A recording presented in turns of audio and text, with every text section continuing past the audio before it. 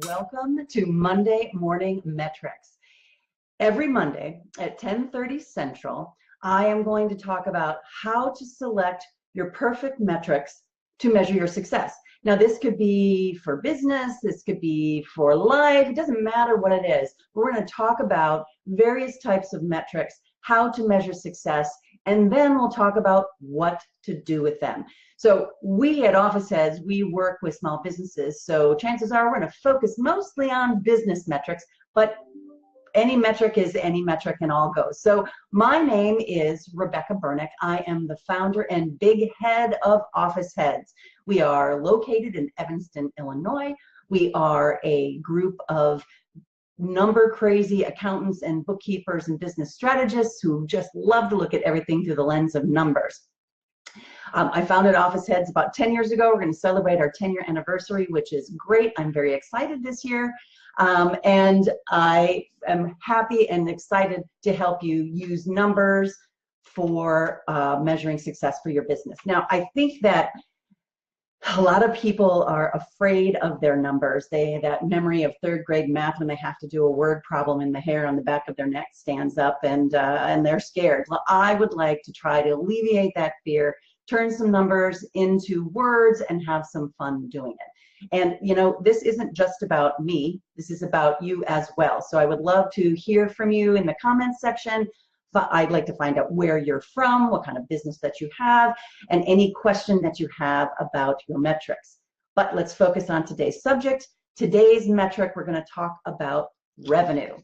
So, you know, mostly when it comes to selecting a metric, and I like to use a percentage of revenue to be exact. So typically when you pick a KPI, a key performance indicator, you then divide it by your revenue and you get a percentage. That's usually with the KPI. But if we're starting with revenue, we want revenue to be a dollar amount. So let's say you're starting your business and your revenue is zero. You say, okay, in the next 12 months, because I'm creating a plan for, say, 2018, and I want my revenue to go up to what? What is that dollar amount? If you're just starting out and you're a solo entrepreneur sitting at your kitchen table, maybe that number is 70 or 80K. Maybe it is larger than that. Maybe you have a larger company.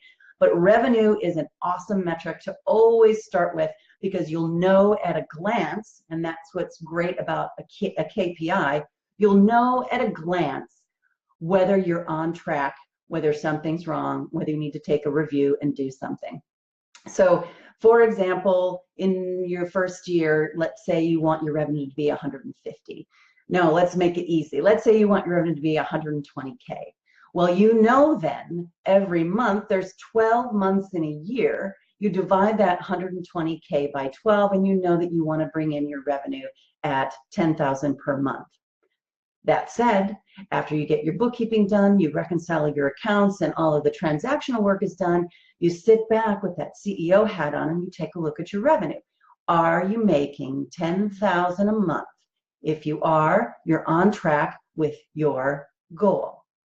If you're under, something's not quite right. Understand the story that your numbers tell. Why aren't you hitting your goals? What can you do differently to ensure that you hit your goals? On the opposite side, if it's higher than 10,000 per month, again, understand the story of why your numbers are better. Well, first of all, woohoo, let's celebrate. But understand why your numbers are better. See if you can replicate that to further enhance the growth of your company. So revenue with dollars is 100% of revenue is revenue. What is your goal? Divided by 12, and then you have your monthly KPI. So I also, as I said, like to divide the revenue streams by revenue to see what that percentage is. So 100% of revenue is 100% of revenue.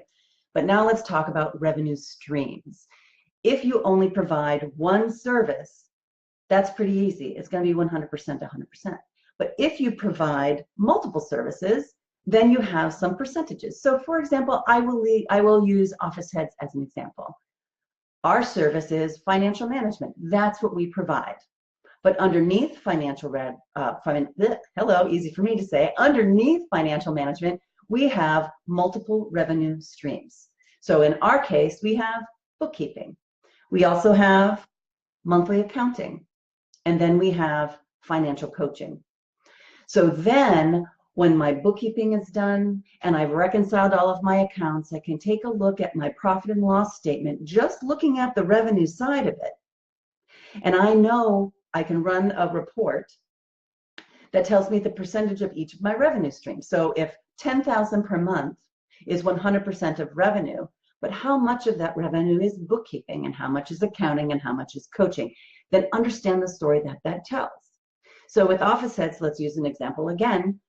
60% of it is bookkeeping. That says that most of my clients want our bookkeeping services.